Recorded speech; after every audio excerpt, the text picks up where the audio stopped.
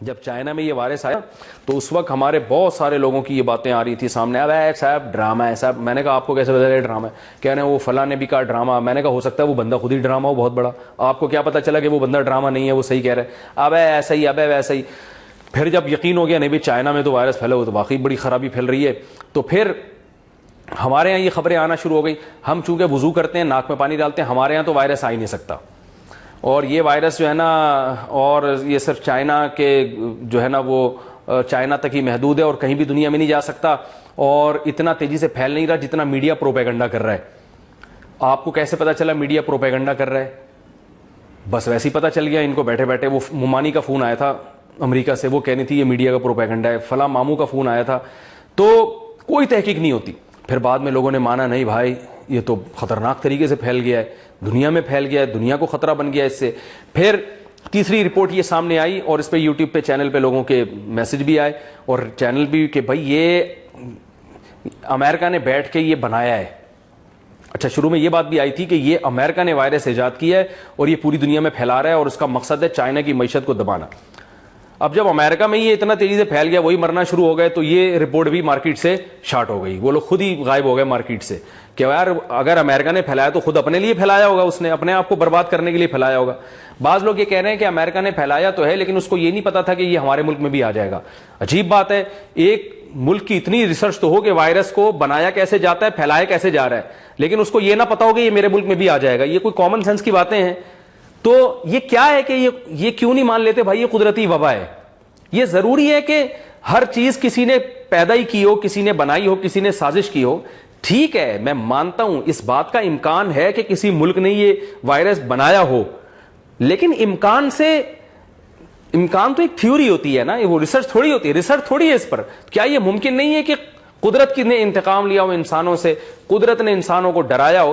ہر دور میں وبائیں آتی نہیں ہیں. 100 سال پہلے وبا جب آئی تھی اٹلی میں 6 کروڑ لوگ مر چکے تھے. 20 کروڑ اٹلی کی آبادی تھی، 6 کروڑ لوگ اس سے ہلاک ہو گئے. تو کیا وہ بھی کسی کی سازش تھی؟ اور صحابہ کے دور میں تعاون پھیلا ہے، شام میں تعاون پھیلا، 20 سے 25 ہزار صحابہ اور تابعین کا انتقال ہو گیا اس میں، وہ بھی کسی کی سازش تھی؟ اس وقت تو دنیا نے اتنی ترقی نہیں کی تھی. ہر صدی میں کوئی نہ کوئی بڑی وبائی بیماری پھیلتی ہے جس سے دنیا کی آبادی کم ہو جاتی ہے. تو یہ سب قدرت کی طرف سے آفات ہیں، قدرت کی طرف سے جو ہے کہ وہ تباہی ہے. انسانوں کو اللہ کی طرف رجوع کرنے کا موقع دیا جا رہا ہے. اب ہم فضول بحثوں میں پڑھتے ہیں، اللہ کی طرف رجوع نہیں کرتے تو اپنا نقصان کے علاوہ کچھ بھی نہیں کر رہے. تو اسی طرح یاد رکھیں کہ کچھ لوگوں نے یہ کہا کہ یہ امریکہ نے ایجاد کیا، پھر جب امریکہ تباہ ہونے لگا تو وہ پریشان ہو گئے. اب ہمارے ہاں اس طرح کی باتیں ہو رہی ہیں کہ یہ جو ہے نا مسجدوں میں جو کراؤڈ پہ پابندی لگائی جا رہی ہے، اور یہ سب اصل میں ان کا مقصد تھا مسجدوں سے لوگوں کو آنے کا روکنا.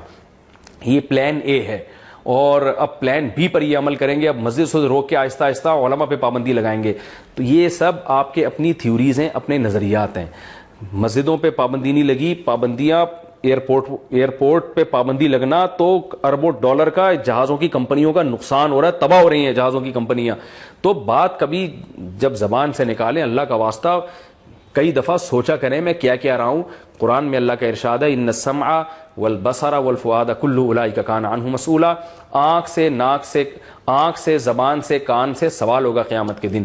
تو اس لیے سب کچھ ہو سکتا ہے، سازشیں بھی ہو سکتی ہیں، لیکن ریسرچ نہیں ہے ہمارے پاس. جب تک کوئی ریسرچ نہیں ہے ہم یہی کہیں گے بھائی آسمانی آفت ہے، کسی ملک نے کوئی وائرس ایجاد کی ہے، سازش کیا ہوگا، ہمیں نہیں پتا بھائی. اگر کوئی تحقیق ہے تو ماہرین کے سامنے پیش کی جائے، ڈاکٹروں کے سامنے پیش کی جائے. آپ خود سے تحقیق پڑھیں گے نا تو تحقیقیں بنانے میں کوئی ٹائم نہیں لگتا. اور ہر قوم میں کچھ نہ کچھ لوگ ہوتے ہیں، گوروں میں بھی ہیں بڑے بڑے پھینکو، وہ خود بھی نئی نئی چیزیں مارکیٹ میں لاتے رہتے ہیں. صاحب نے مجھے کہا وہ انسان نے چاند پہ قدم نہیں رکھا، ایک تحقیق سامنے آئی ہے. میں نے کہا بھائی اس تحقیق کو جس کاغذ پہ لکھی ہے نا اس کو آپ ایسا کریں کشتی بنائیں، پانی میں چلائیں، دھکا دیں، چلے گی، مزہ آئے گا. اس کے علاوہ اس تحقیق ہوئی ہے. میں نے کہا ساری دنیا پاگل ہے، جاپان اور فرانس اور اٹلی اور یہ ساری دنیا نے مانا ہے کہ انسان نے چاند پہ قدم رکھے ہیں، اور آپ کو ایک اخبار میں ایک کالم آ گیا کہ جی چاند پہ قدم نہیں رکھا. تو کہہ رہے ہیں آپ پڑھیں. میں نے کہا میں نہیں پڑھتا، میں وہ فالتو ٹائم نہیں ہے ایسی چیزیں پڑھنے کا. وہ آپ جیسے لوگوں کو بیوقوف بنانے کے لیے، ان سے تو میں نے اس طرح نہیں کہا لیکن دل چاہ رہا تھا کہوں. تو میں نے کہا یا تو آپ ایسا کریں اس اخبار کی کٹنگ کا آپ وہ کشتی بنائیں، پانی میں چلائیں، یا پھر آپ اس کو ایسے کر کے، مجھے بچپن میں ایک جہاز بناتا تھا میں آپ کو بتاؤں گا، اس کو پھونک مارے اڑے گا وہ تحقیق، یہ بہت اچھا لگے گا وہ دیکھنے میں. تو جو بھی تحقیقات ہوتی ہیں نا تو وہ اس کے ماہرین کے سامنے پیش کرنا پڑتا ہے، اور چاہے وہ دین کے بارے میں ہو، چاہے وہ دنیا کے بارے میں ہو، چاہے میڈیکل سائنس کے بارے میں ہو، چاہے سیاست کے بارے میں ہو.